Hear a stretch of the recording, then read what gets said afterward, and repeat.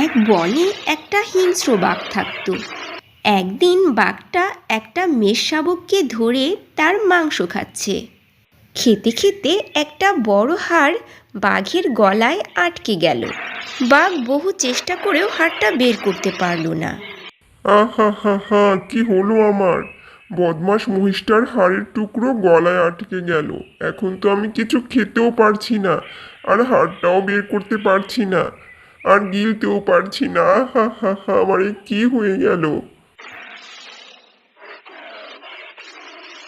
এরপর বাঘ কান্না করতে করতে ওর গুহার সামনে গেল। এইভাবে 2 দিন কেটে গেল।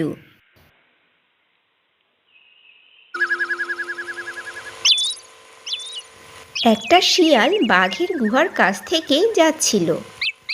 ভাগ্নে, দাঁড়াও। কি হয়েছে বাঘ মামা? আপনাকে এমন রোগা আর অসুস্থ দেখাচ্ছে কেন? কি আর বলবো ভাগ্নে, সেদিন একটা মেষ শাবককে খেতে গিয়ে ওটার হাড়ের টুকরো গলায় আটকে গেছে।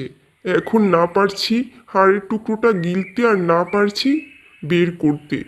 এই 2 দিন ধরে কিচ্ছু খাইনি, একেবারে না খাওয়া। আমাকে বাঁচাও ভাগ্নে। তোমাকে বাঁচাবো না, তুমি খুব লোভী বাঘ মামা। আর কোনো দিন লোভ করবো না ভাগ্নে। যে আমার গলা থেকে হাড়ের টুকরো বের করে দেবে তাকে সোনার হার দেব। আচ্ছা, দেখছি কিছু করা যায় কি না।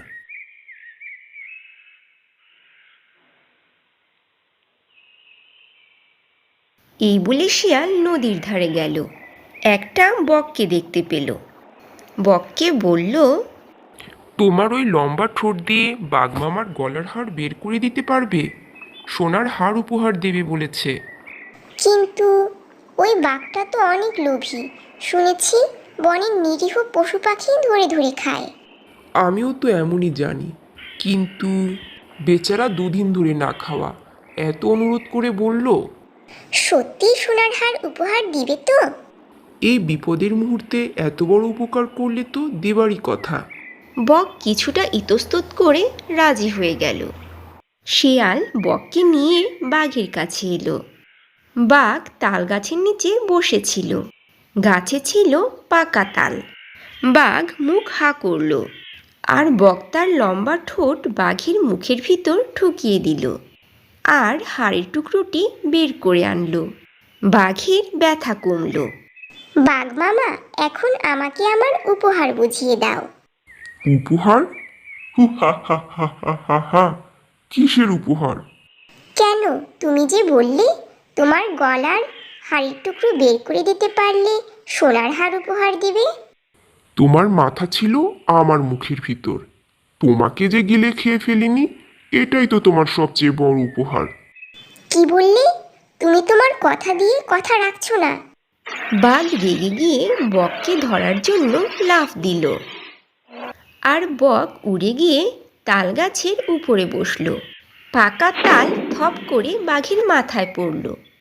ওরে বাবা গো, মরে গেলাম গো! অমনি লোভী বাঘটা চিৎপটাং হয়ে মরে গেল। ছোট্ট বন্ধুরা, গল্পটি তোমাদের ভালো লাগলে চ্যানেলটি সাবস্ক্রাইব করে লাইক কমেন্টস করতে ভুলো না কিন্তু।